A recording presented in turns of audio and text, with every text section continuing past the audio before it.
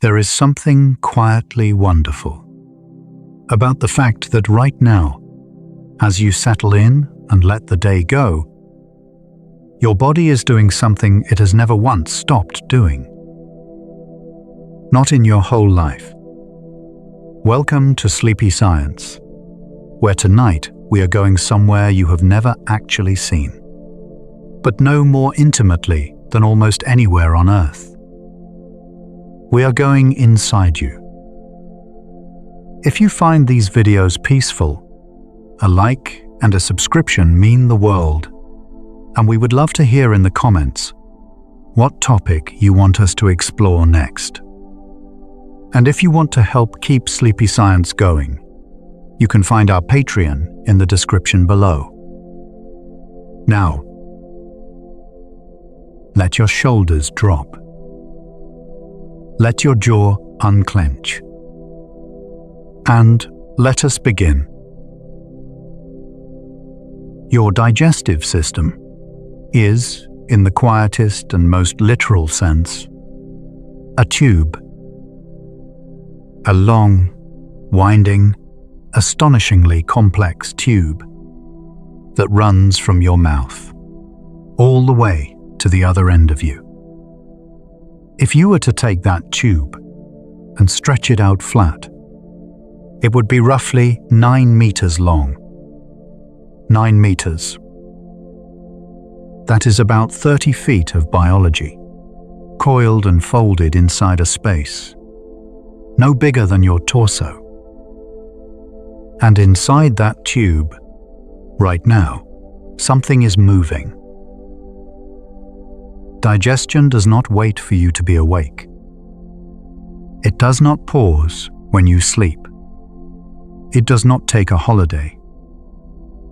From the moment you were born until the moment your life ends, your digestive system is always working, always squeezing, always churning, always quietly transforming whatever you give it into something your body can use. There is something almost meditative about that. A system so faithful, it never asks for a break. Let us start at the very beginning. Before food ever reaches your stomach, before it travels anywhere at all, the process of digestion has already started. It starts in your mouth. And it starts, remarkably, before you even take a bite. The moment you smell something cooking, or see a plate of food across the room, or even just think about eating, your brain sends a signal, and your mouth begins to water. That watering is not just a reflex. It is preparation. Your body is getting ready. Saliva is being produced in small glands tucked beneath your tongue and along the inside of your jaw, and it is flowing gently, softly, into the space of your mouth. You produce somewhere between 1 liter and 1.5 liters of saliva every single day. That is quietly remarkable. All of it made by your body. All of it serving a purpose. Saliva is not simply water. It is a carefully assembled liquid containing enzymes, proteins, minerals, and a compound called amylase, which begins breaking down carbohydrates the instant they touch your tongue. So that piece of bread you chewed this morning, the digestion of it began. In the very first second, it was in your mouth. The stomach had not even been involved yet. It was your saliva doing the first quiet work. Chewing, which we tend to rush through without thinking, is also far more important than it might seem. Every time you chew, you are doing something your stomach cannot do. Your stomach can churn and squeeze, and mix food with acid, but it cannot grind. That grinding, that mechanical breaking down of food into smaller and smaller pieces, is the job of your teeth and your jaw. And the more thoroughly you chew, the less work everything downstream has to do. Your digestive system is, in a quiet way, grateful when you chew slowly. Once food is chewed, moistened with saliva, and shaped by your tongue into a soft little bundle, it is called a bolus. That word comes from a Greek word meaning lump or clod. Not the most elegant name, but that small, soft lump is what you swallow. And swallowing, when you stop and think about it, is one of the most coordinated acts your body performs. In the fraction of a second it takes to swallow, over 30 muscles work in perfect sequence. Your tongue pushes the bolus to the back of your throat. A small flap of tissue called the epiglottis folds down over your windpipe to make absolutely sure the food does not go the wrong way. Your throat contracts in a wave, and the food slides smoothly and efficiently into the tube that connects your mouth to your stomach. That tube is called the oesophagus. The esophagus is roughly 25 centimeters long. It sits just behind your windpipe, tucked in the chest between your heart and your spine. And it does something that surprises many people when they first learn it. It does not simply drop food downward with gravity. It actively squeezes food toward the stomach, using rhythmic muscular waves. These waves are called peristalsis. And peristalsis is the fundamental movement of your entire digestive system. Peristalsis happens whether you are standing, sitting, or lying completely flat. Astronauts in orbit can eat and swallow normally because their oesophagus does not rely on gravity at all. The food moves because of muscle, because of rhythm, because of a quiet and reliable biological wave that has been moving through you your whole life. The journey from your mouth to your stomach takes only a few seconds. Just 5 to 10 seconds for a soft piece of food, up to about 30 seconds for something harder and drier. And then the food arrives at a remarkable muscle called the lower esophageal sphincter. A sphincter is a ring of muscle that can tighten and relax on command. And this one is the gatekeeper of your stomach. It stays closed most of the time. It opens only to let food in, and then closes firmly again to keep the stomach's contents from flowing back upward. When it does not close firmly enough, you get what we call heartburn. Not a heart problem at all. Just that gatekeeper, not quite doing its job. And then there is the stomach itself. Most people picture the stomach as a large, hollow bag somewhere in the middle of the abdomen. But when it is empty, the stomach is actually not much bigger than your fist. It collapses into folds, like a deflated balloon, with walls layered and ridged, waiting. And when food arrives, it expands. The stomach can stretch to hold about 1 liter comfortably and up to 4 liters. If you push it, 4 liters. That is roughly the same as 4 large bottles of water, fitting inside that one small space. The stomach is, in its own quiet way, one of the most chemically aggressive environments in the human body. The lining of your stomach produces hydrochloric acid, the same kind of acid used in some industrial cleaning processes. It is strong enough to dissolve metal, if given enough time. And it sits, right now, inside you. The acid kills most of the bacteria that enter your digestive system with food. It unravels proteins. It activates enzymes. It begins breaking food down into a semi-liquid mixture called chyme. You might wonder, quite reasonably, why your stomach does not simply digest itself. And the answer is that it tries to. Every few days, the entire lining of your stomach renews itself. New cells replace the old ones before the acid can eat through.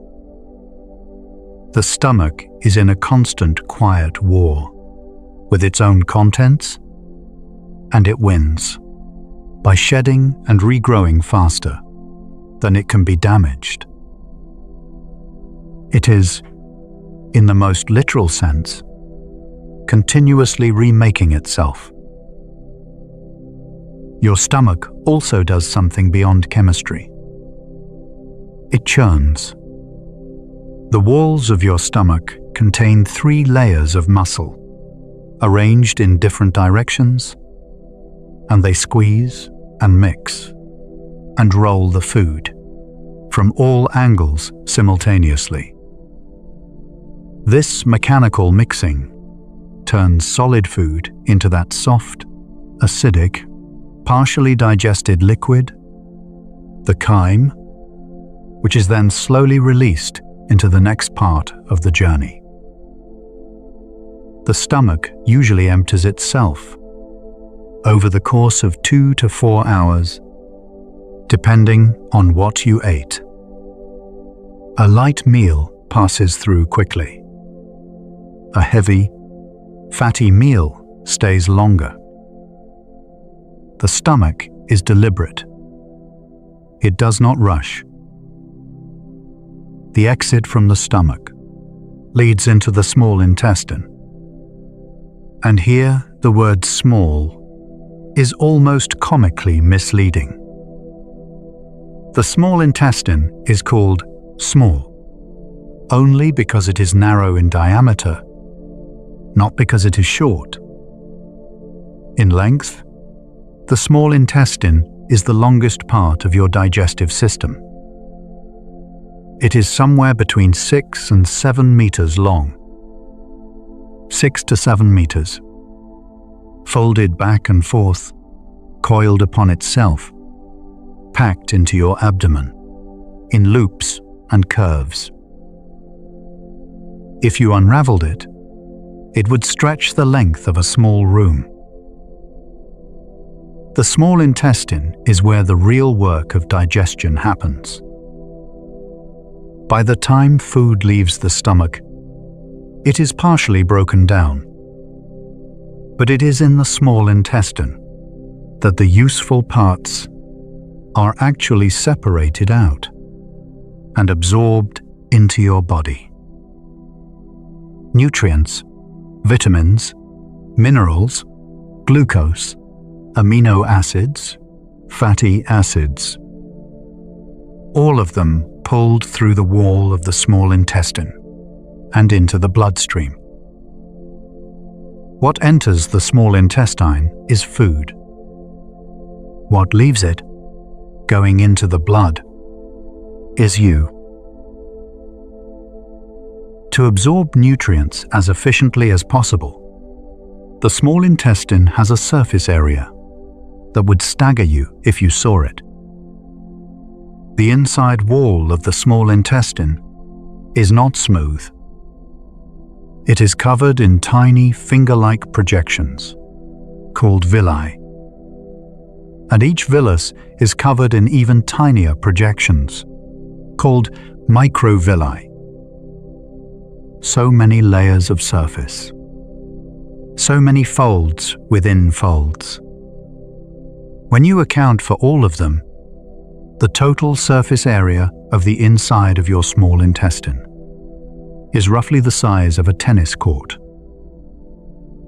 A tennis court folded inside your abdomen. These villi are not decorative. Each one contains a network of tiny blood vessels and a special channel for carrying fat. When nutrients pass through the wall of the villus, they step directly into this network and are carried away in the blood to wherever the body needs them most. To your liver first, where they are processed and sorted. Then out through the body. To your muscles, your organs, your brain. The meal you ate hours ago is already becoming part of your thoughts, your movements, your heartbeat.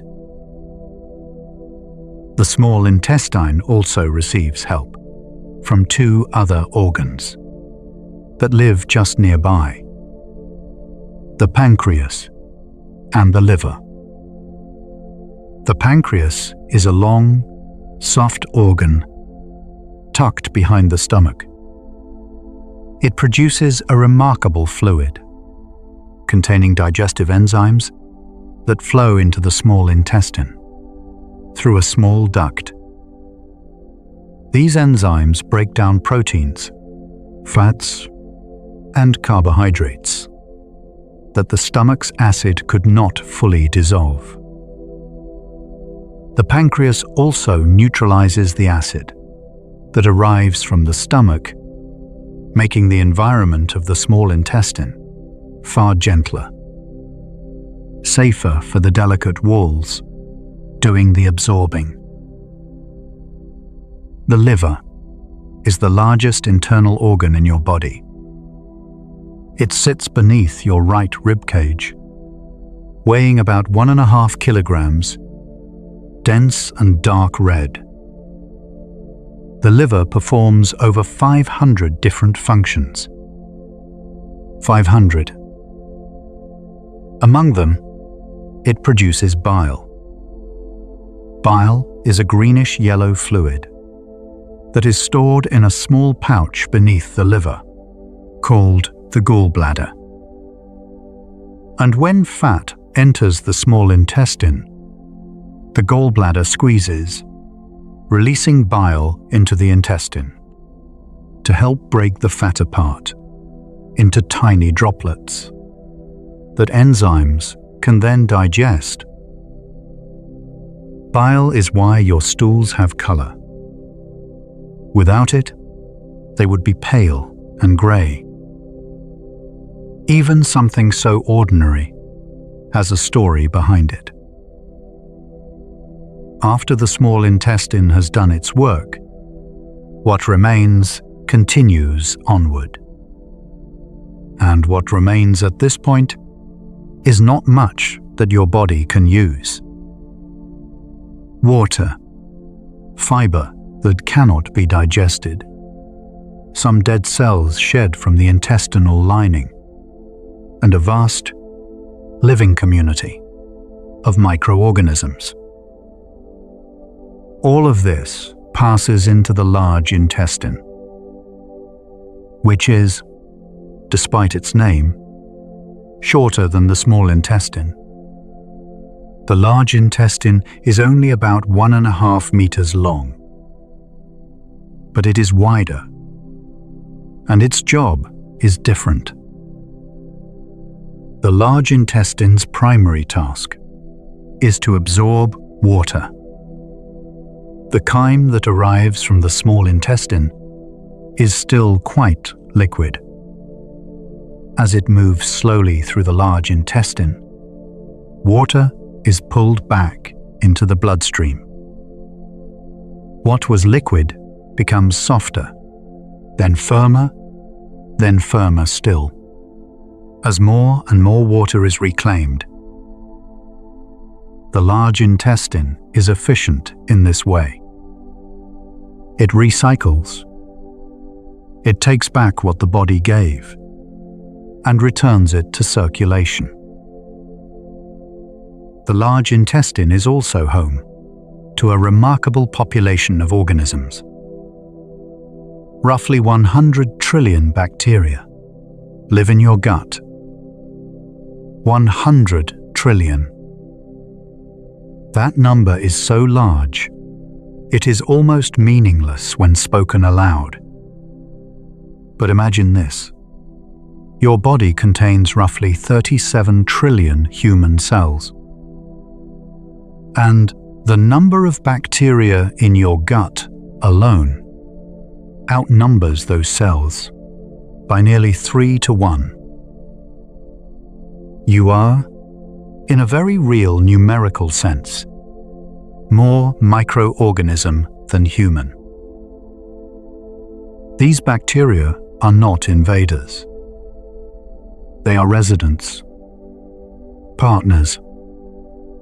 They have evolved alongside humans for millions of years, and both sides of that relationship have come to depend on the other.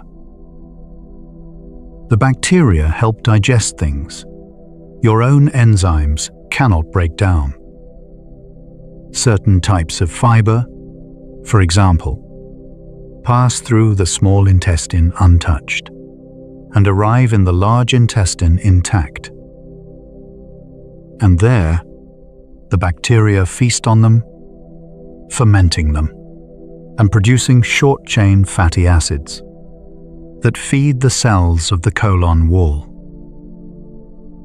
They are, in a sense, farming themselves a meal out of your leftovers. The bacteria in your gut also produce vitamins. Vitamin K, which is essential for blood clotting, is partly synthesized by gut bacteria. So is a type of vitamin B, called biotin. Your gut microbes are, among other things, a tiny internal pharmacy, quietly producing things your body needs. Without them, you would be less than you are. With them, you are more. The collection of all these microorganisms is called the gut microbiome. And in recent decades, scientists have begun to understand just how influential it is. Your gut microbiome affects your immune system. It influences how your body responds to inflammation. It may affect your mood. It may even play a role in how clearly you think. The gut and the brain are connected by a long pathway called the vagus nerve, and signals flow in both directions along it. What happens in your gut is never entirely separate from what happens in your mind. This connection between the gut and the brain is deep and ancient. Your gut contains its own nervous system. It is called the enteric nervous system, and it contains roughly 100 million nerve cells. 100 million. More than the spinal cord. The enteric nervous system can operate independently, without any instruction from the brain. It is sometimes called the second brain. and it is always listening, always adjusting, always reading the environment inside you and responding. Have you ever felt butterflies in your stomach when you were nervous? That is the gut-brain connection in action. Stress signals from the brain travel down the vagus nerve and cause the gut to change its behavior. Blood flow shifts away from digestion. Muscle contractions change. The gut, in a state of anxiety, behaves differently than the gut at rest. And signals travel the other way too. The state of your gut influences your emotional state. A healthy, thriving microbiome has been associated with better mood, lower anxiety, and calmer responses to stress. Your gut is, in a very real way, feeling things. About 95% of the body's serotonin is produced in the gut. Not in the brain. In the gut. Serotonin is the neurotransmitter most associated with feelings of well-being and calm. The fact that the majority of it is made in your digestive system says something quietly profound about the relationship between how you eat, how you live, and how you feel. Your gut is not just digesting your food. It is, in some measure, shaping your experience of being alive. Let us return to the journey. The large intestine moves material slowly. Slowly is the right word. The small intestine moves food relatively quickly, but the large intestine takes its time. It can take anywhere from 10 hours to 50 hours for material to travel the length of the large intestine. 50 hours. The food you ate yesterday, or perhaps the day before, may still be completing its journey inside you right now. The large intestine is divided into sections. It begins with the cecum, a small pouch where the small intestine connects. Attached to the cecum is the appendix. For a long time, the appendix was dismissed as a vestigial organ, a leftover from an earlier stage of evolution, with no meaningful function. But more recent thinking suggests it may play a role as a kind of reservoir for beneficial bacteria, a backup supply. If the gut is severely disrupted, perhaps by illness or infection, the appendix may help repopulate it with the right microorganisms. An organ once thought useless quietly turned out to have a purpose after all. From the cecum, the large intestine rises on the right side of your body, crosses over to the left, and descends again. This path is called the ascending colon, the transverse colon, and the descending colon. It ends in the sigmoid colon, a gentle-shaped curve that leads to the rectum. The rectum holds waste until the body is ready. And then, in the most uncelebrated step of the entire digestive process, the waste exits the body. The whole journey, from first bite to final exit, takes somewhere between 24 and 72 hours. On average, Your body has been quietly running this process every day of your entire life. But let us go back, because there is so much more to say about the small intestine, about the way it coordinates with the rest of the body, about the hormones it releases, about the way it knows, somehow, what it is receiving and what to do about it. Your small intestine produces hormones. This surprises many people, who think of hormones as something produced only by glands. But the digestive system is one of the largest hormone-producing systems in the body. When food enters the small intestine, specialized cells in the lining detect what kind of food it is. Is it fatty, sugary, full of protein? Based on what it detects, the small intestine releases different hormones to orchestrate the response.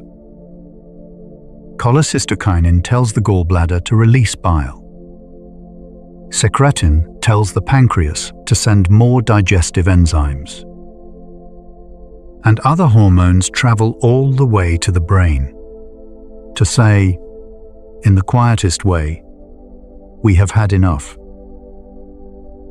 The sensation of fullness is partly generated by the gut, not the brain. It takes about 20 minutes after you begin eating for the gut hormones to reach the brain and signal satiety. 20 minutes. Which is why eating slowly so often leads to eating less. The gut is communicating. It just needs time for the message to arrive. There is also a hormone called ghrelin. Ghrelin is produced primarily in the stomach when it is empty and is one of the main drivers of hunger. It rises before meals and falls after eating. It signals to the brain, it is time to eat. Ghrelin also increases when you are sleep deprived. This is part of why, when you have not slept enough, you feel hungrier than usual. Your gut and your sleep are in conversation. Even right now, as you drift toward rest, your digestive system is adjusting, slowing in some ways, continuing in others, never truly still. Let us think about the stomach for a moment more. The stomach produces roughly 2 liters of gastric acid every day. 2 liters of acid, carefully managed, carefully contained. The lining of the stomach is protected from this acid by a thick layer of mucus, about 0.5 millimeter thick.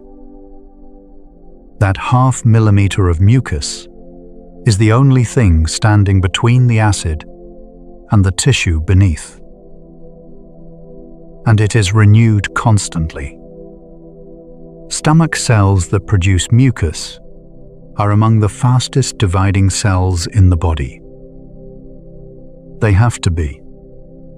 The acid would win otherwise. When that mucus layer is compromised, perhaps by a certain type of bacteria called Helicobacter pylori, or by long-term use of certain pain medications, the result is an ulcer, a painful erosion of the stomach lining, where the acid reaches tissue it was never meant to touch. For decades, doctors believed stomach ulcers were caused by stress and diet. Then, in the 1980s, an Australian researcher named Barry Marshall, proposed that many ulcers were actually caused by a bacterial infection. Nobody believed him. So he drank a solution of the bacteria himself to prove the point. He developed gastritis within days, treated himself with antibiotics, and eventually shared the Nobel Prize in Medicine for the discovery. Sometimes the most important ideas in science begin with someone willing to be proven right, in the most uncomfortable way possible. The digestive system is also deeply involved in your immune response. About 70% of the body's immune system is located in the gut. 70%. This makes sense when you consider that the gut is one of the main entry points for the outside world.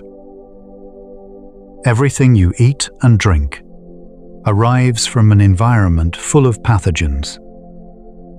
The gut has to be able to tell the difference between food, helpful bacteria, and harmful invaders.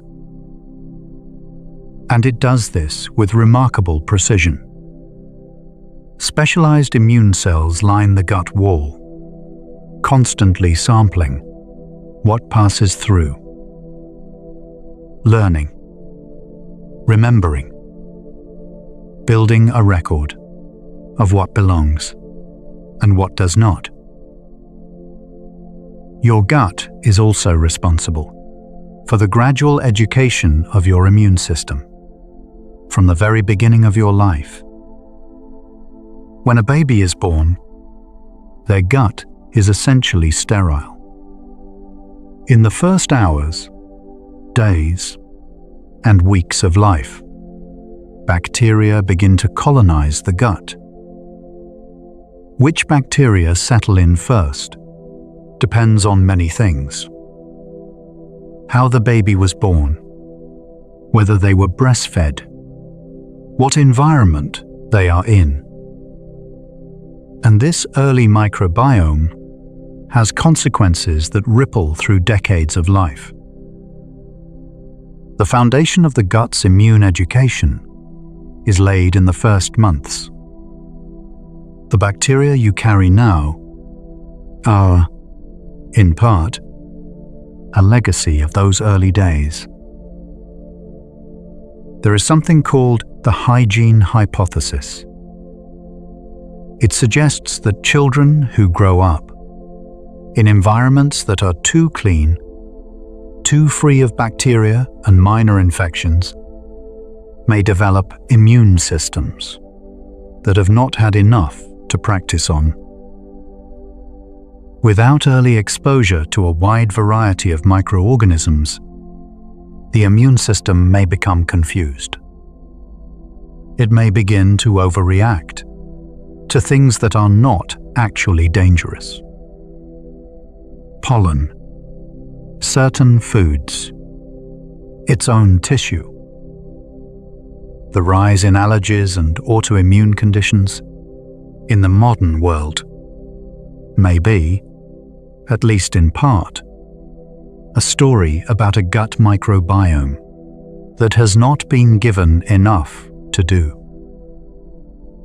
The gut, in some ways, needs to be challenged to become wise. Let us consider fiber for a moment. Dietary fiber is the part of plant food that your own digestive enzymes cannot break down. It passes through the small intestine without being absorbed. And when it reaches the large intestine, the bacteria there are ready for it. They ferment it. They use it as fuel. And in doing so, they produce compounds that protect the lining of the colon, reduce inflammation, and even influence genes in ways that are still being studied. Fiber also acts like a slow-moving broom. It adds bulk to the contents of the intestine and helps move things along. Without enough fiber, the gut contents slow down. They linger. And the longer they linger, the more water is absorbed and the more compacted things become. Constipation is, at its simplest, what happens when the gut's contents stay too long. And it is largely preventable with enough fiber and enough water. Water, in fact, is essential to every part of digestion. Saliva is mostly water. Stomach acid is dissolved in water. The enzymes of the small intestine work in a watery medium. The large intestine absorbs water. Without adequate hydration, the entire system slows. Food moves less smoothly. Absorption becomes less efficient. The microbiome is affected. Water, plain and quiet, is perhaps the single most important thing you can give your digestive system. More than any supplement or special diet, just water. Steady and consistent throughout the day. Now let us talk about the liver a little more deeply. Because the liver is not simply a producer of bile. It is a metabolic command center of extraordinary complexity. After the small intestine absorbs nutrients and they enter the bloodstream, almost everything goes to the liver first. The liver inspects everything. It processes glucose and decides whether to use it immediately, store it as glycogen, or convert it to fat. It processes amino acids and builds proteins from them, including the proteins that carry substances through the blood and the proteins that help clot it. The liver also detoxifies. Drugs, alcohol, toxins that are absorbed through the gut wall must pass through the liver before entering the general circulation. The liver breaks them down, converts them, makes them safer. A liver cell, called a hepatocyte, can perform over 500 different biochemical reactions. 500 distinct tasks in a single cell. And the liver contains billions of these cells, all working in parallel, all day, all night, without rest. The liver is, in its quiet way, one of the most remarkable organs in the body. And the liver can regenerate. This is the detail that tends to make people go still when they hear it. If up to 70% of the liver is removed, in a healthy person, it will grow back to its original size within a few weeks. No other solid organ in the human body can do this. The liver simply knows how to rebuild itself.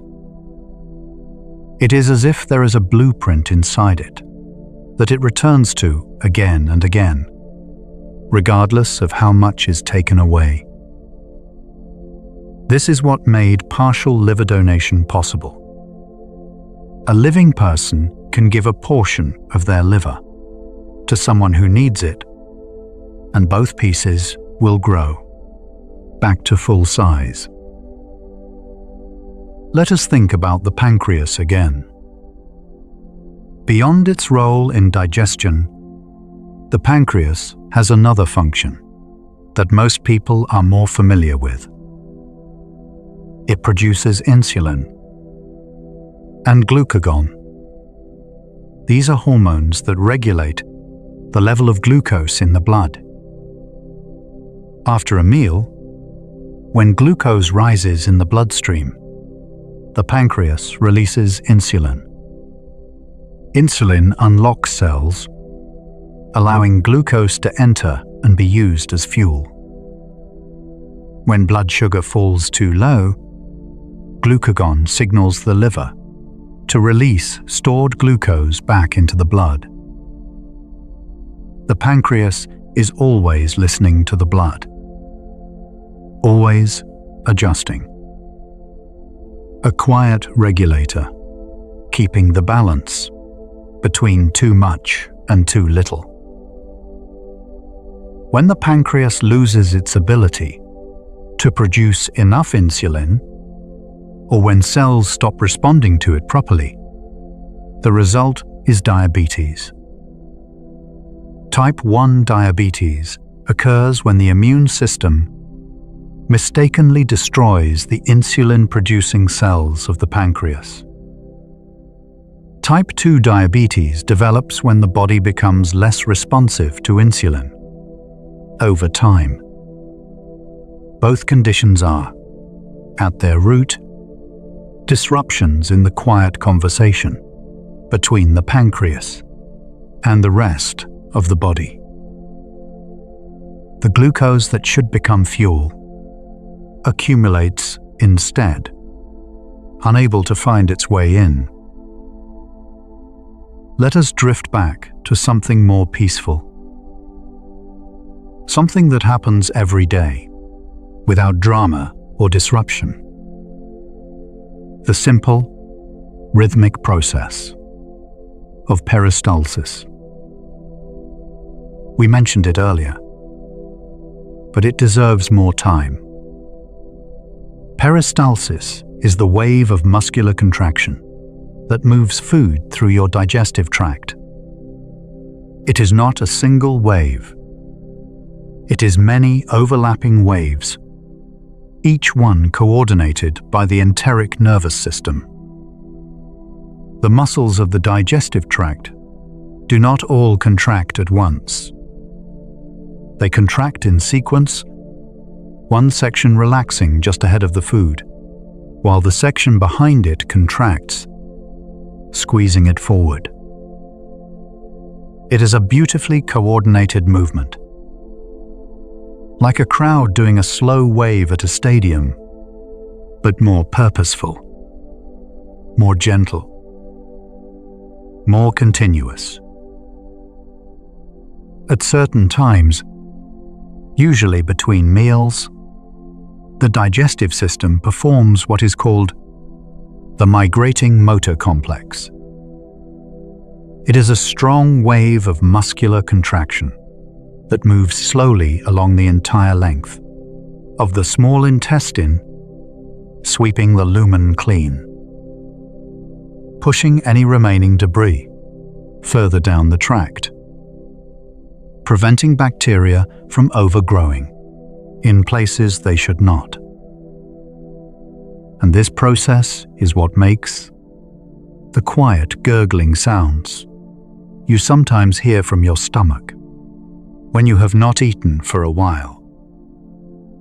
That rumbling is not hunger exactly. It is your digestive system doing its housekeeping. And now let us speak about something that does not get enough credit. The mucus of the digestive system. Mucus is not glamorous. It is not something people tend to think about with appreciation. But without mucus, digestion would be painful, inefficient, and dangerous. Mucus coats the entire inner surface of your digestive tract. In the stomach, as we discussed, It protects the lining from acid. In the small intestine, it helps nutrients slide smoothly along the wall. In the large intestine, it helps compacted material move more easily. It is the quiet lubricant of your inner world. The mucous lining of the gut is also home to a rich community of microorganisms, not just in the open space of the intestine, but nestled right against the wall in a layer that acts as both a habitat and a buffer. This layer of mucus-dwelling bacteria forms part of the first line of defense against harmful pathogens. They crowd out the bad actors simply by being there first. They occupy the space. They produce compounds that make the environment hostile to invaders. The beneficial bacteria of the gut are, in a very real sense, your first army. Let us talk about the speed of digestion in different parts of the system. The mouth does its work in seconds. The esophagus in under a minute. The stomach takes 2 to 4 hours on a typical meal. The small intestine takes 2 to 6 hours. And the large intestine, as we noted, can take 10 to 50 hours. So when you eat breakfast in the morning, the nutrients from it begin entering your bloodstream within an hour or two. But the fiber and the remnants of that same breakfast may not complete their journey until the following day. The digestive system is not in a hurry. It has learned, over millions of years of evolution, that thoroughness is more valuable than speed. Now let us spend a little time with something quietly extraordinary. The surface cells of the small intestine are among the most rapidly renewed cells in the body. The cells lining the villi are replaced roughly every 3 to 5 days. Every 3 to 5 days, the entire absorptive surface of your small intestine is new. These old cells, shed from the lining, become part of what moves through the large intestine. A significant proportion of the solid material that eventually leaves the body is made up of shed intestinal cells. You are, quietly and continuously, shedding and regrowing yourself from the inside. The bacteria in your gut also have a life cycle. They live, reproduce, and die, and their remains add to the composition of the material in the large intestine. In fact, bacteria make up a substantial portion of the typical stool. Some estimates suggest that by dry weight, bacteria account for roughly half of the solid mass. What leaves your body is partly the remains of trillions of tiny organisms that lived and worked inside you. There is something quietly remarkable in that, if you let yourself sit with it. Let us move gently toward the subject of digestion and sleep. Because they are more intertwined than most people realize. Sleep is not a neutral state for the digestive system. It is an active time. The gut does not simply stop working when you drift off. It shifts into a different mode. Certain processes slow. the muscles of the digestive tract relax into gentler rhythms. Gastric acid production decreases, and the migrating motor complex, that housekeeping wave, may become more active. The gut takes the quiet hours to tidy up. Some people experience heartburn at night because lying down makes it easier for stomach acid to slide back through the lower esophageal sphincter. Gravity, which helps keep the contents of the stomach down during the day, is no longer working in the same direction when you are horizontal. This is why advice about not eating too close to bedtime is rooted in real biology.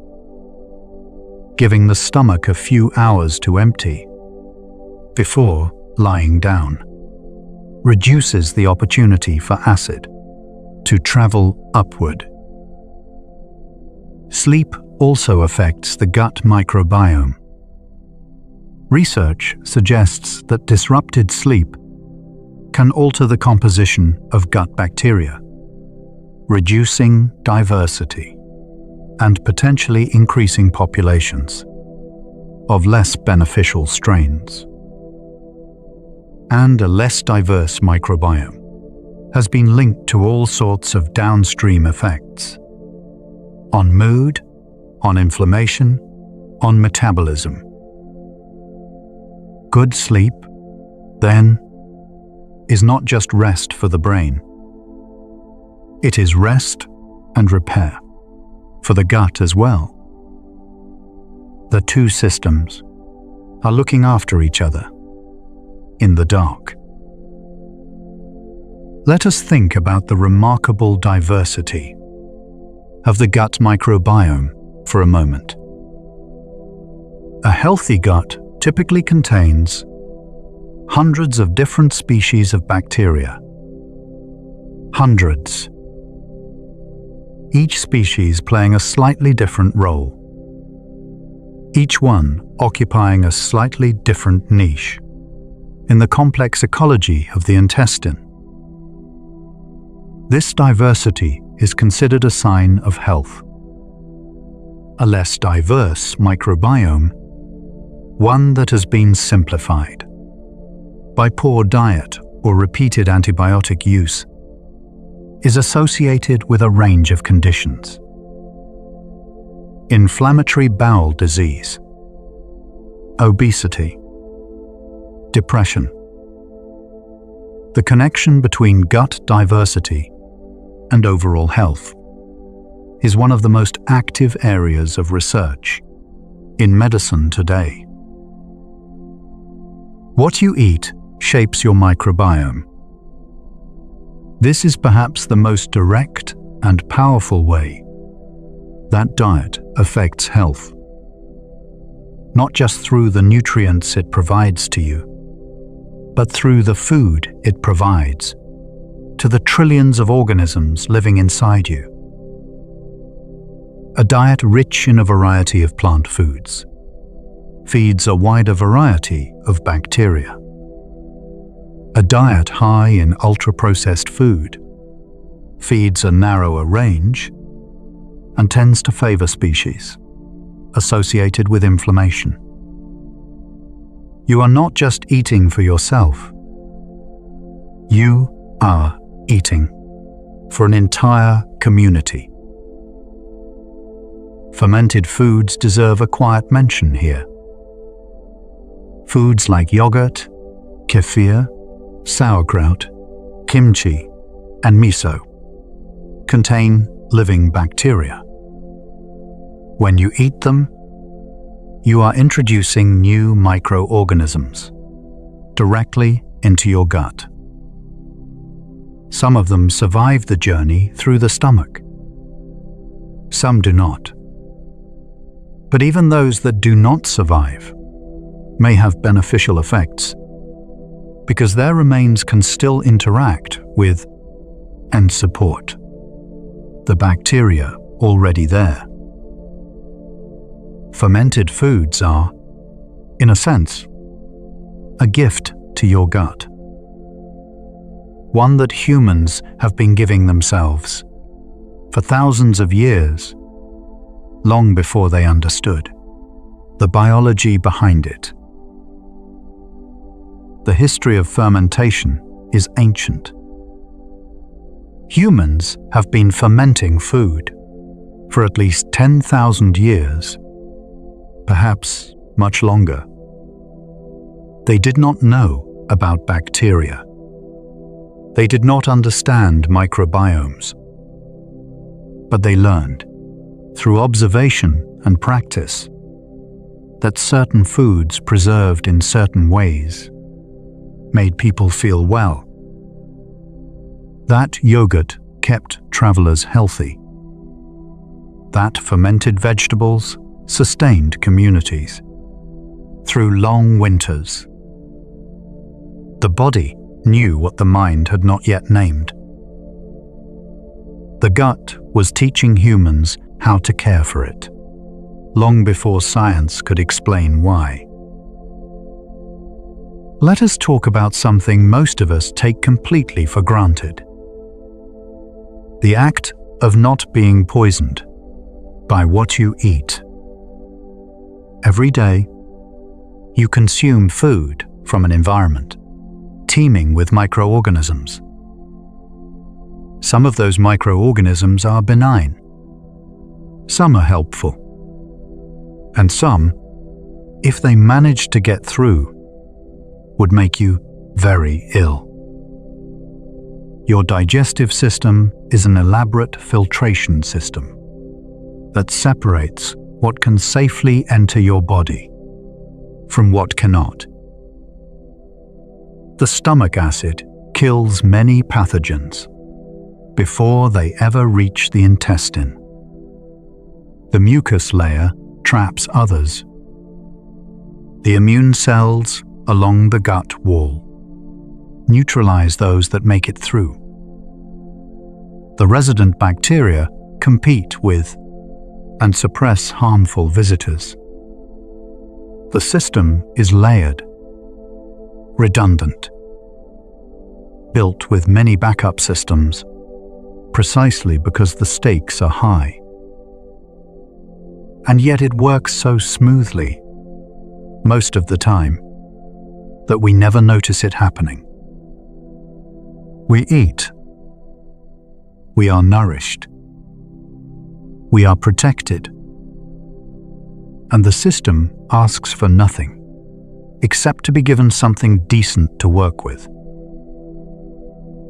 When the system does fail, it fails loudly. Nausea and vomiting are among the most ancient protective reflexes in the body. The detection of a harmful substance in the stomach triggers an immediate response. The diaphragm and abdominal muscles contract sharply. The lower esophageal sphincter relaxes, and the contents of the stomach are expelled upward as quickly as possible. Unpleasant as it is, vomiting is the gut protecting you. It is the system saying, whatever this is, it must not go further. Even the discomfort has a purpose. Diarrhea works the same way, from the other direction.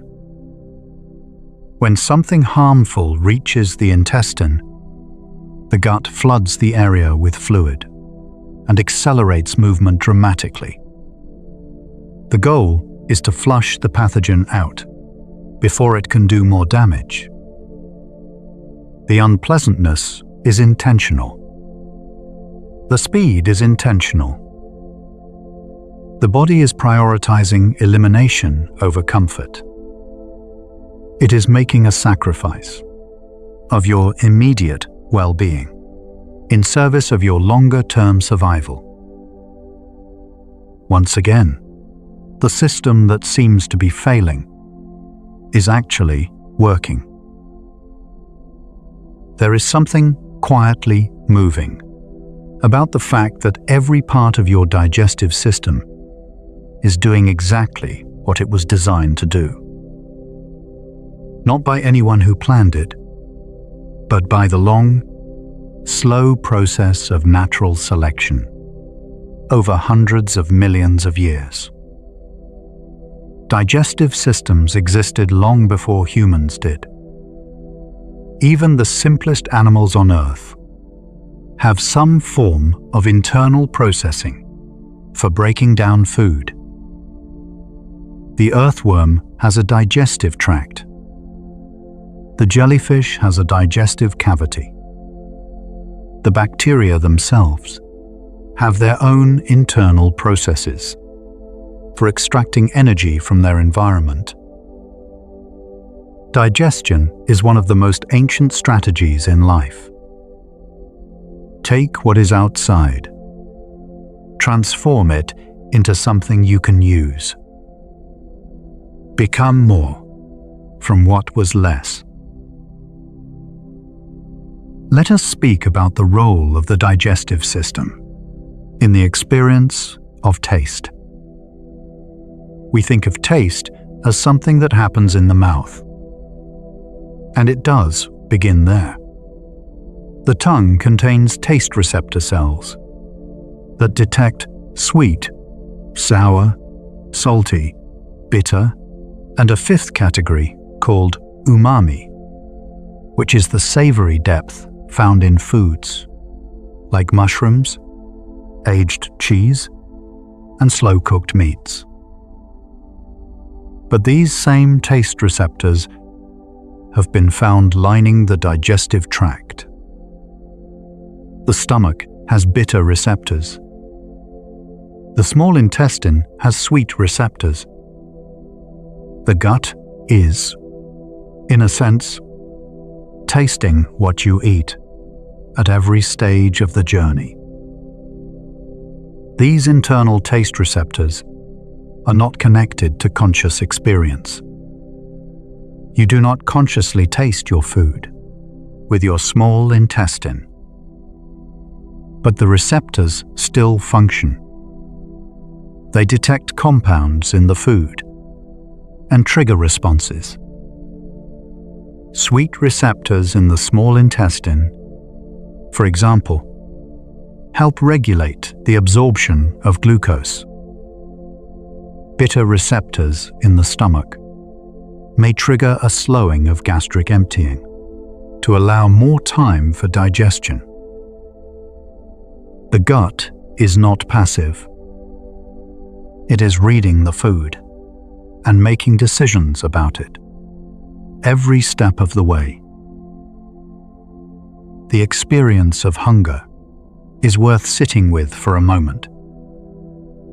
We think of hunger as a simple thing, an empty feeling, a growling stomach. But hunger is actually a complex signal, generated by multiple systems at once. Ghrelin rises. Blood sugar falls slightly. The enteric nervous system signals the brain. Memories of food activate. The body coordinates a response that draws your attention, your motivation, and eventually your behavior toward finding and consuming food. And when you find it, when you sit down and eat, the system shifts again. Pleasure signals from the gut. Satisfaction building slowly. A gradual return to stillness. The body at peace, because its most fundamental need has been met. There is a concept in nutrition called the thermic effect of food. It refers to the energy your body expends simply in the act of digesting. It costs something to break food down. Digestive enzymes must be made. Muscles must contract. cells must transport nutrients. All of this requires energy. Protein requires the most energy to digest. Roughly 20 to 30% of the energy it contains is used just in the process of breaking it down. Fat requires the least, around 5 to 10%. Carbohydrates fall somewhere in between. Digestion is not free. Your body is spending something to get something. And it is always making the calculation about whether the investment is worth the return. Let us take a gentle turn toward the digestive system at the level of the cell. Because what happens at the cellular level is where the real magic occurs. When glucose is absorbed through the intestinal wall and enters a cell, it enters a process called cellular respiration. Inside the cell, in small structures called mitochondria, glucose is broken down step by step in a series of chemical reactions that release energy. This energy is stored in a molecule called ATP, adenosine triphosphate. ATP is the currency of cellular energy. It is what allows your muscles to contract, your neurons to fire, your heart to beat. The food you eat becomes, through this long and quiet chain of events, the energy of thought, movement, and life itself. And the byproducts of this process? Carbon dioxide and water. The carbon dioxide you breathe out with every exhale is, in part, the chemical remnant of the food you ate. When you lose weight, most of what you lose leaves your body as carbon dioxide, breathed out through the lungs. Not sweated out, not shed some other way. Breathed. The food disappears into the air. Every exhale is, in a strange and beautiful way, the final chapter of digestion. Let us consider water absorption a little more carefully. The large intestine absorbs about 1.5 liters of water every day from the material that passes through it. That water came from saliva, from gastric juice, from the secretions of the pancreas, from bile, and from fluids in the small intestine. The gut floods itself with liquid to facilitate digestion and then reclaims most of that liquid in the large intestine. The whole system is extraordinarily economical. Very little is wasted. Very little is lost. The gut knows how to take care of itself. Let us speak about the remarkable fact that your digestive system was already working before you were born. In the womb, a developing baby begins swallowing amniotic fluid from around the 15th week of pregnancy. The digestive system begins practicing. The stomach produces acid. The intestines begin moving. The liver begins producing bile. By the time a baby takes their first breath, the digestive system has already been running for months. And almost immediately after birth, it begins the work of processing real food, First milk, then, slowly, solids. Learning with every meal. Adapting with every bite. Breast milk is a particular wonder. In the context of the digestive system, it is perfectly calibrated for the infant gut. It contains not just nutrients, but also compounds called human milk oligosaccharides, which are complex carbohydrates that the infant cannot digest. They pass through the small intestine untouched and arrive in the large intestine, where they feed the specific bacteria that should be establishing themselves there. The milk is not just feeding the baby, it is feeding the baby's microbiome, nurturing the ecosystem that will protect and support the child for the rest of their life. The gut microbiome continues to develop and shift throughout life. In childhood, it diversifies as the diet broadens. In adulthood, it stabilizes into a relatively consistent community, though it still responds to what you eat and how you live. In old age, it tends to become less diverse again. Certain key species decline. The gut becomes less resilient. And this decline in microbiome diversity in older adults may contribute to increased frailty, slower recovery from illness, and changes in cognitive function. The gut ages, not as visibly as the skin, not as noticeably as the joints, but it ages nonetheless. And caring for it is, in a real sense, a way of caring for your future self. Let us sit for a moment with the concept of digestion and its relationship to emotion.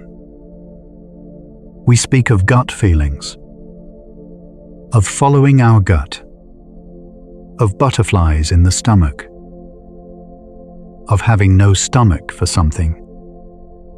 Language has always known, at some level, that the gut and the emotions are linked. And biology is beginning to understand why. The gut contains the same neurotransmitters found in the brain: dopamine, serotonin, GABA. These chemical messengers are not confined to the skull. They move through the gut as well, shaping mood and behavior, from below as well as above. Stress changes the gut. This is not metaphor. It is physiology. Under stress, the body directs blood away from the digestive organs and toward the muscles and heart. Digestion slows or becomes erratic. The composition of the microbiome may shift. Inflammation may increase. People who live under chronic stress often experience chronic digestive problems. Irritable bowel syndrome, bloating, discomfort. These are not imagined. They are the body's real response to a nervous system that never fully relaxes. And the reverse is also true. A calm body is good for the gut. Deep, slow breathing activates the parasympathetic nervous system, which is the branch of the nervous system that governs rest and digestion. When you are calm, your digestive system works better blood flows more freely to the organs. Enzymes are produced more efficiently. The microbiome is more stable. There is wisdom, then, in the old idea of not rushing a meal, of sitting quietly with your food, of letting the moment of eating be something peaceful. Let us think about what happens to different kinds of food as they travel through you. A simple sugar, like glucose in a spoonful of honey, barely needs digesting at all.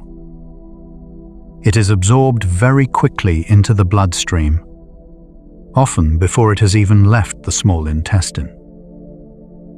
Protein is more complex. It must be unraveled from its intricate three-dimensional structure before it can be broken into amino acids. This unraveling begins in the stomach with acid and continues in the small intestine with specialized enzymes. Fat is the most complex of all. Fat does not dissolve in water, and the digestive system is a water-based environment. So the gut has developed a remarkable workaround. Bile, produced by the liver and released by the gallbladder, acts as an emulsifier. It breaks large fat globules into tiny droplets, vastly increasing the surface area available for digestive enzymes to work on. Then the enzymes break the fat into fatty acids and glycerol. These are absorbed into the villi and packaged into small capsules that travel through the lymphatic system rather than directly into the blood. Fat takes a different route. It enters the circulation more slowly, which is part of why a fatty meal keeps you full for longer than a sugary one. The gallbladder is an interesting organ in its own right. It is a small, pear-shaped sac tucked beneath the liver. Its sole function is to store bile until it is needed. When fat enters the small intestine, cholecystokinin signals the gallbladder to contract, squeezing a concentrated burst of bile into the intestine. Without fat in the diet, the gallbladder is barely used. And if bile is allowed to sit in the gallbladder too long, it can crystallize into gallstones. Hard, sometimes painful deposits, made largely of cholesterol, or bilirubin, a pigment from broken down red blood cells. The gallbladder is one of those organs that most people only discover when it causes them trouble. Small, unremarkable, and yet essential to the smooth handling of fat. Let us take a moment with the small intestine's remarkable transport systems. Not all nutrients are absorbed by simple diffusion. Many require active transport. This means specialized protein channels in the intestinal cell walls selectively grab specific molecules and carry them across the cell membrane. This requires energy. The cell is working hard to pull in what the body needs. Iron is one example. Iron is tricky to absorb. The body absorbs only about 10 to 30% of the iron you consume in food. and the amount absorbed depends on how much the body already has. If iron stores are low, the gut absorbs more. If they are adequate, it absorbs less. The gut is not just absorbing, it is regulating. It is making intelligent decisions about what to let in. Calcium is similar. The absorption of calcium is regulated by vitamin D. Without enough vitamin D, the gut cannot efficiently absorb calcium, no matter how much of it is in your food. This is why vitamin D deficiency can lead to weak bones, even in people who eat plenty of dairy. The gut needs all its tools to do its job properly. A missing vitamin is not just a nutritional gap. It is a disruption in the quiet machinery of absorption. Zinc, magnesium, potassium, folate, vitamin B12. Each one has its own story, its own absorption pathway, its own set of requirements, its own relationship with the other nutrients around it. Some nutrients compete. Too much calcium can interfere with iron absorption. Too much zinc can reduce copper levels. The gut is not just dealing with individual molecules. It is managing a complex, ever-changing mixture, where everything interacts with everything else. The chemistry of digestion is like a conversation, in which every participant is affecting every other. Let us think about gluten for a moment. Gluten is a protein found in wheat, barley, and rye. For most people, the gut digests it without incident. But for people with celiac disease, the presence of gluten triggers an immune response that attacks the lining of the small intestine. The villi become inflamed and flattened. The surface area for absorption shrinks dramatically. Nutrients pass through without being absorbed. A person with untreated celiac disease can eat plenty of food and still be malnourished, because the gut, under attack, cannot do what it is meant to do. Celiac disease affects roughly 1 in 100 people worldwide. It is an autoimmune condition, meaning the immune system turns against the body's own tissue. In this case, the small intestine becomes the site of that mistaken assault. For centuries, people with celiac disease were simply ill without knowing why. Malnourished despite eating. Weak despite resting. The cause only became understood in the 20th century. A Dutch physician named Willem Karel Dick noticed during the Second World War that children with the condition improved dramatically when wheat bread became scarce, and worsened again when the war ended and wheat returned. A terrible historical moment became a medical breakthrough. Inflammatory bowel disease is different from celiac disease, though both involve the immune system. Crohn's disease and ulcerative colitis are the two main forms. In Crohn's disease, Inflammation can occur anywhere along the digestive tract, from the mouth to the end of the large intestine. In ulcerative colitis, the inflammation is confined to the large intestine and rectum. Both conditions involve the immune system mounting an excessive response to the bacteria and contents of the gut.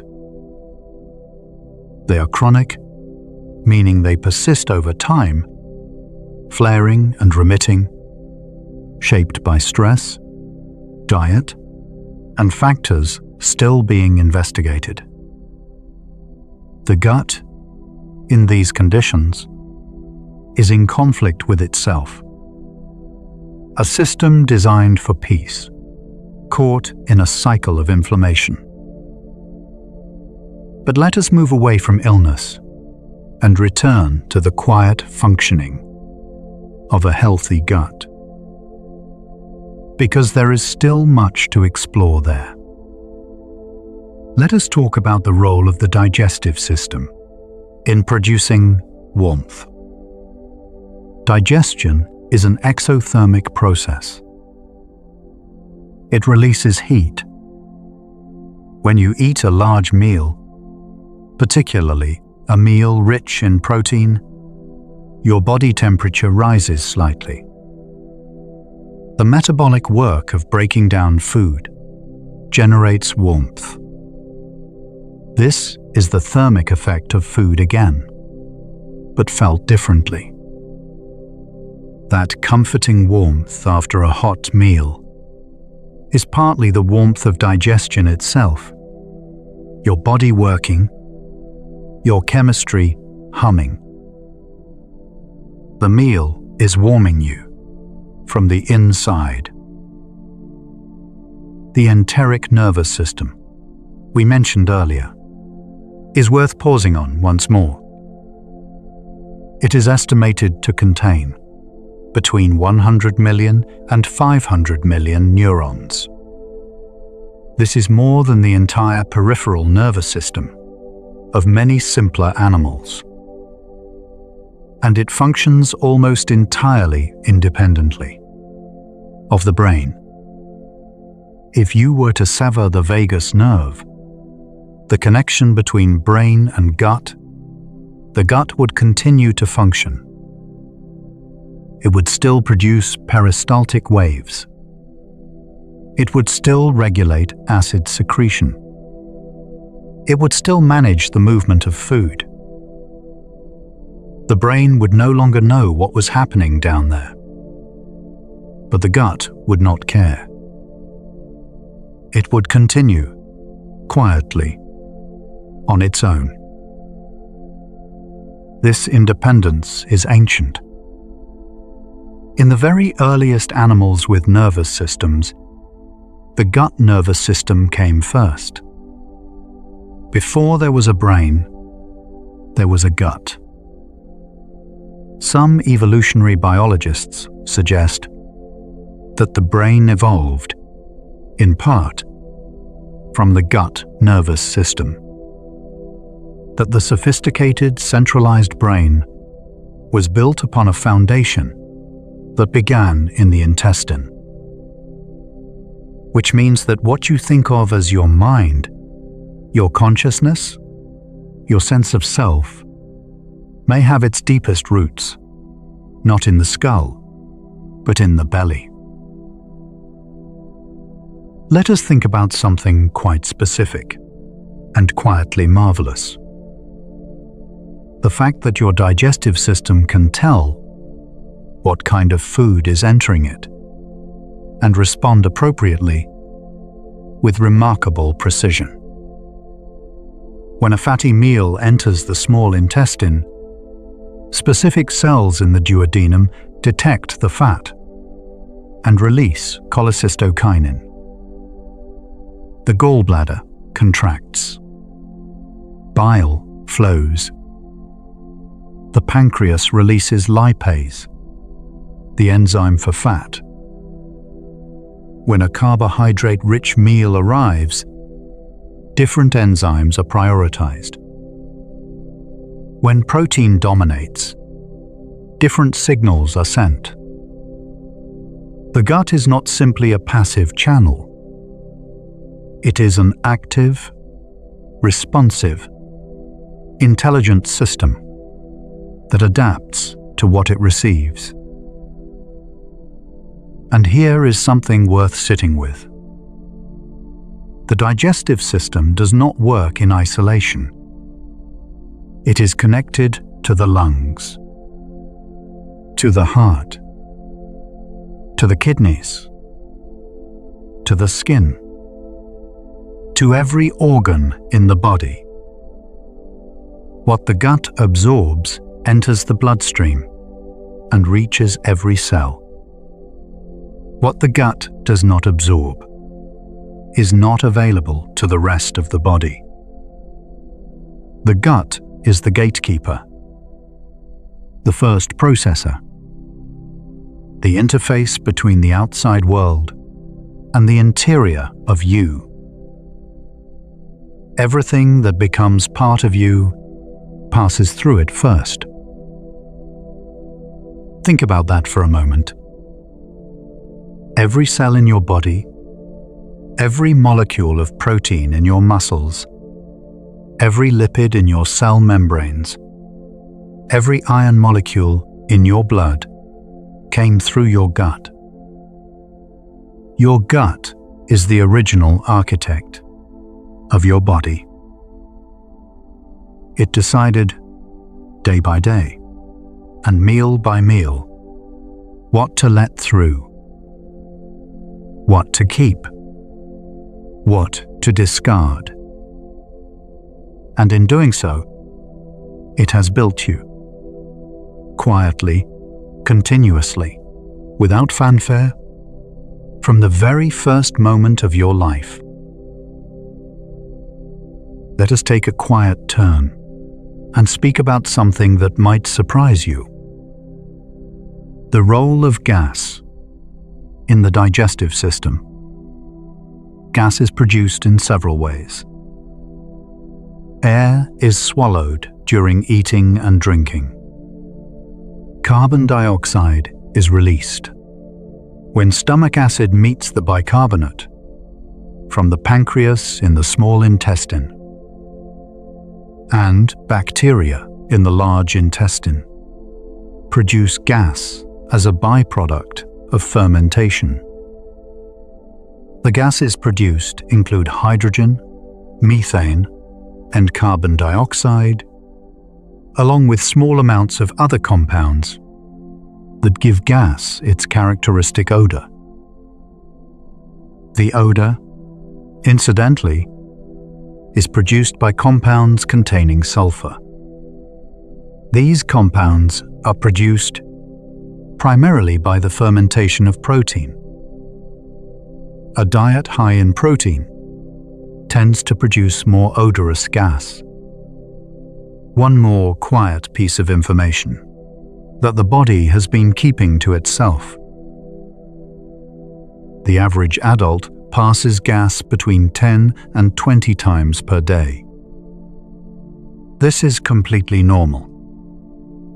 It is, in fact, a sign that the gut bacteria are working, fermenting, processing, doing their quiet biological work.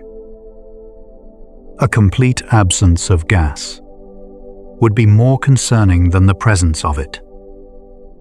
The gut is alive, and living things make noise. Let us talk about the digestive system across different ages of life. In infancy, the gut is learning. In adolescence, it is adapting to a rapidly changing body. In adulthood, it settles into relatively stable patterns.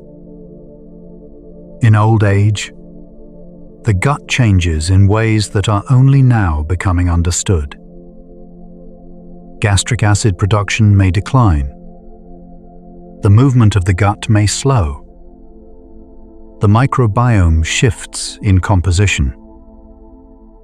Many older adults experience constipation, reduced appetite, or difficulty absorbing certain nutrients. These are not failures of the body.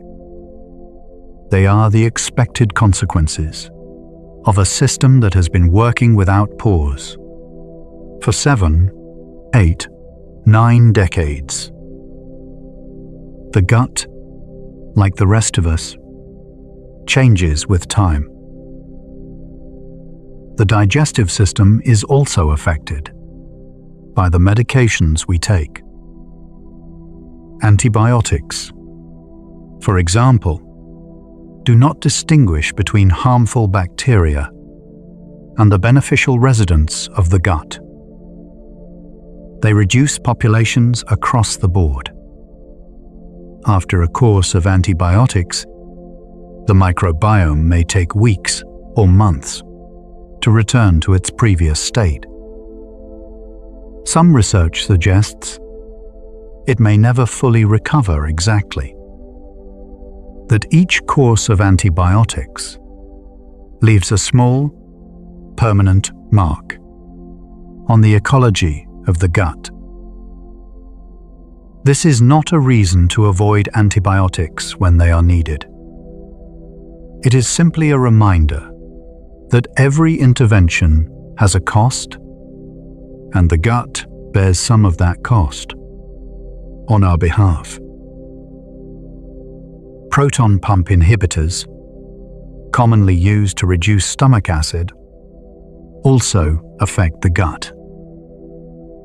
By reducing acid, they change the environment of the stomach and the early part of the small intestine. Bacteria that would normally be killed by acid may survive further down the tract. The microbiome shifts.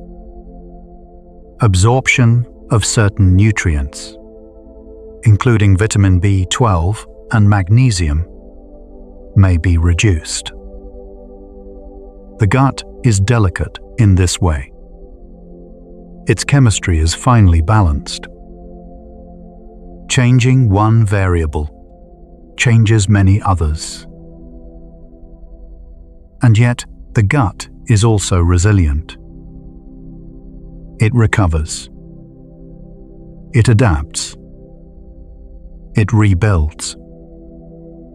When the microbiome is disrupted, it does not stay disrupted forever, if given the right conditions to recover. Varied food, fiber, fermented products, reduced stress, adequate sleep. These are not magical cures. They are the simple, steady nourishment that the gut has always responded to. The gut does not ask for much. It asks for the basics, provided with some consistency, and it will do the rest. Let us think about digestion from an evolutionary perspective for a little while. The human digestive system evolved over millions of years in an environment very different from the one most of us live in now.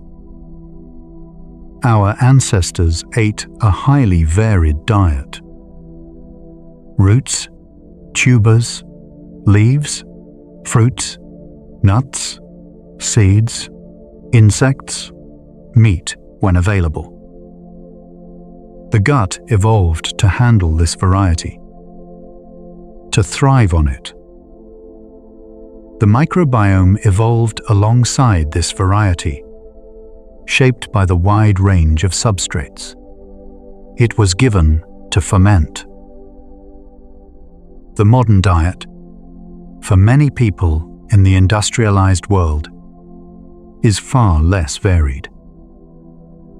Studies have found that the gut microbiome diversity of people living in industrialized societies is significantly lower than that of people living more traditional lives eating more varied, less processed food, and lower microbiome diversity is, as we have discussed, associated with poorer health outcomes across many dimensions.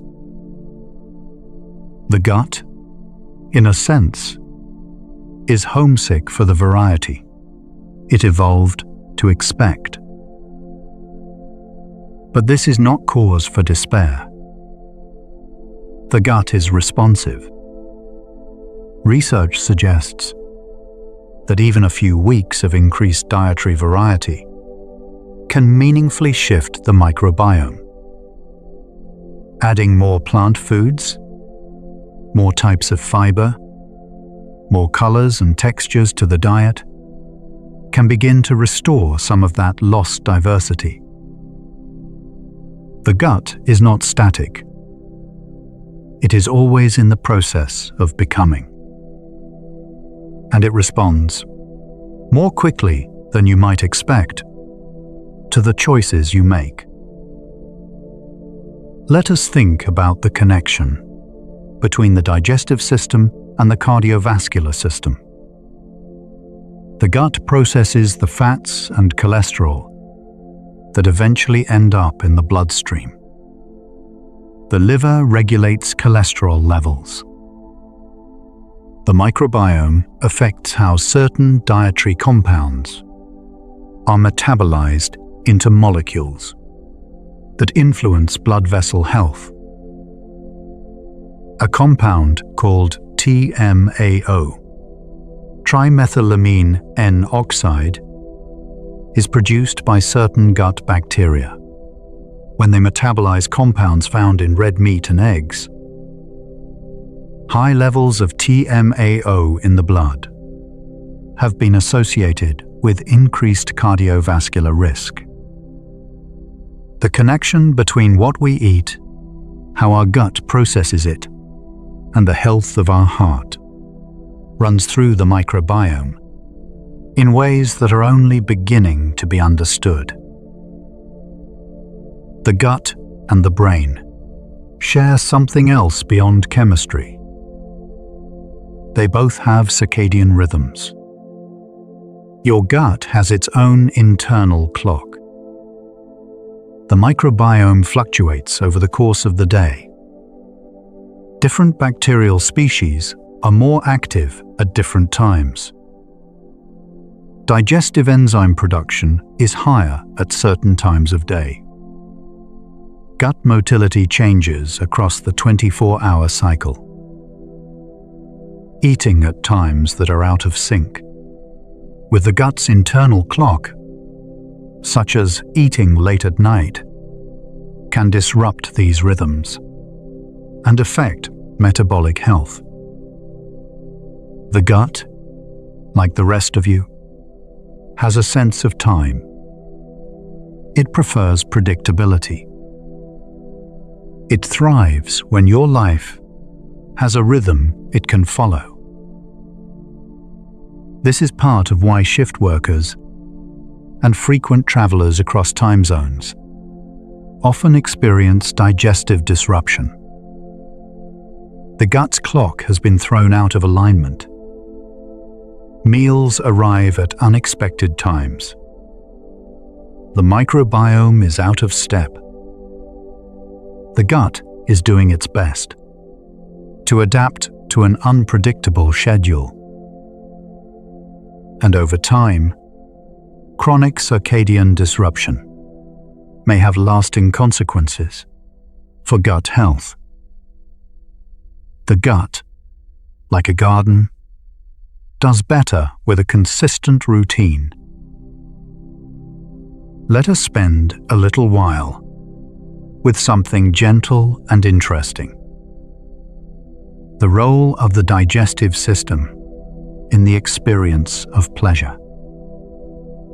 Eating, for most animals, is not just about nutrition. It is pleasurable. And much of that pleasure is generated by the gut and the brain working together. Dopamine, the neurotransmitter associated with reward, is released when you eat something satisfying. The gut sends signals of satisfaction. The brain registers the pleasure. And a complex feedback loop reinforces the behavior, motivating you to eat again when you need to. Certain foods activate this system more strongly than others. Foods that combine fat and sugar in particular tend to be highly rewarding to the brain. This combination is relatively rare in nature, but common in processed food. The brain and gut evolved to seek out high-energy food in an environment of scarcity, respond powerfully to this combination. They do not know that scarcity is no longer the problem. They are still running on ancient software. And the digestive system finds itself processing far more of these combinations than it was ever designed to handle. The body is not failing. It is doing exactly what evolution built it to do. In a world that evolution could not have anticipated. Let us return to the large intestine one more time, because there is something happening there that is deeply important and rarely discussed. The fermentation of fiber by gut bacteria produces short-chain fatty acids. Specifically, acetate, propionate, and butyrate. These compounds have effects that extend far beyond the colon. Butyrate is the primary fuel source for the cells lining the colon wall. Without enough butyrate, the colon cells begin to suffer. And a colon under nutritional stress is more vulnerable to disease. Propionate travels to the liver and helps regulate glucose production. Acetate enters the bloodstream and serves as an energy source for muscle and other tissues. Short-chain fatty acids also have anti-inflammatory effects. They signal to immune cells in the gut wall to remain calm, to stand down, to not overreact. They are, in a quiet way, peacemakers produced by bacteria from the fiber in your food. Another reason that fiber is so important. It is not just bulk. It is food for the bacteria that make the compounds that keep you calm and well. Now let us think about something that sits at the very beginning of the digestive process and is easy to overlook. The role of the nose. Before food even enters the mouth, the smell of it begins preparing the digestive system. Olfactory signals. The signals from scent receptors in the nose travel directly to the brain. The brain processes the smell as food and immediately begins sending preparation signals. Saliva increases. Gastric acid begins to rise. The pancreas may begin to release small amounts of insulin in anticipation of glucose. The digestive system is ready before you have even taken a bite. This anticipatory phase of digestion is called the cephalic phase. Cephalic meaning related to the head. It is governed by the sight, smell, and even the thought of food. And it is significant. The cephalic phase accounts for roughly 20 to 30% of the total digestive enzyme output in response to a meal. Almost a third of your digestive response has already happened before the food arrives. The gut has been listening to your thoughts and preparing accordingly. There is also what some researchers call the gastric phase. Once food is in the stomach, the stretching of the stomach wall triggers more acid production. The presence of proteins triggers pepsin release. The composition of the meal is constantly being sampled and responded to. And then the intestinal phase. When food reaches the small intestine, brings its own cascade of signals and responses. Digestion is not a single event. It is a long, layered series of responses, each one building on the last, each one tuned to what is actually there. Let us think about what happens when we fast. When there is no food, the digestive system does not sit idle. The migrating motor complex, as we discussed, runs its housekeeping sweeps. The microbiome shifts its composition slightly, adapting to the absence of incoming nutrients. Gastric acid production decreases. The mucus layer is maintained. The gut is not sleeping when you fast. It is restoring, tidying, resetting. Some research suggests that periods of fasting allow the gut to perform repair processes that are harder to complete. When digestion is continuously active, the cells of the intestinal lining may undergo a form of deep renewal. When there is nothing arriving to process, autophagy, the process by which cells recycle their own damaged components, is thought to increase during fasting. The body, given space, turns to its own housekeeping. Digestion, after all, is not only about what comes in, it is also about what is cleared away. The digestive system has its own experience of time. The stomach knows morning from night. The microbiome follows its circadian rhythms. The rate of cell renewal in the intestinal lining fluctuates across the day. The body is a clock in many places at once, and the gut is one of its most faithful timekeepers. It expects food at certain hours. It expects rest at others. When those expectations are met consistently, the system flows.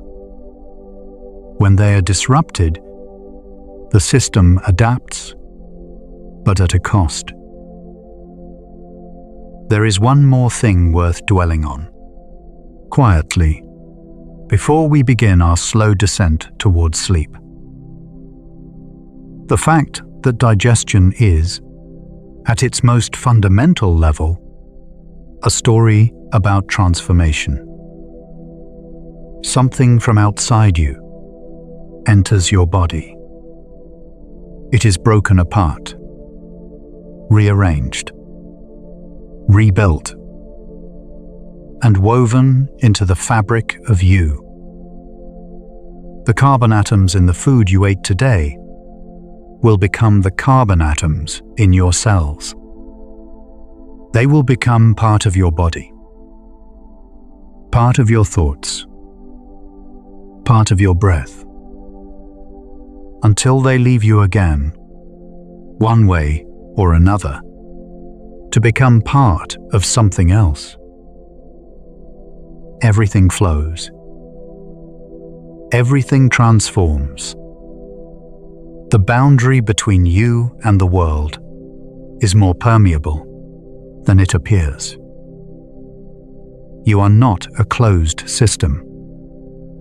You are an open one, constantly taking in, constantly releasing, constantly transforming what you receive into what you are.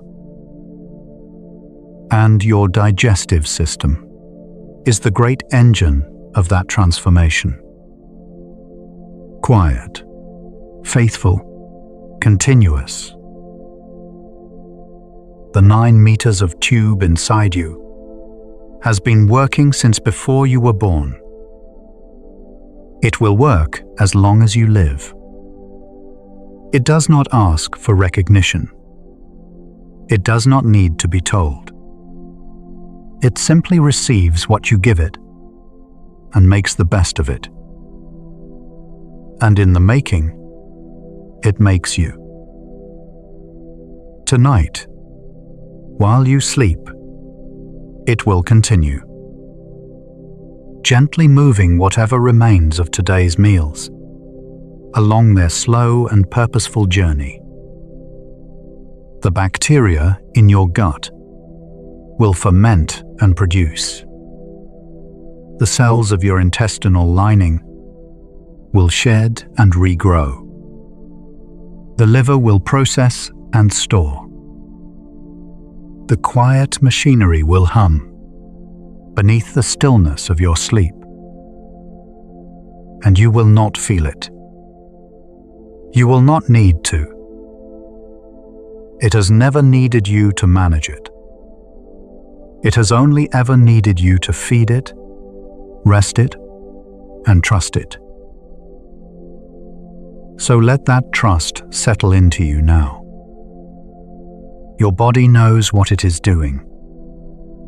It has been doing it far longer than your conscious mind has existed, longer than you can remember, longer than you can imagine.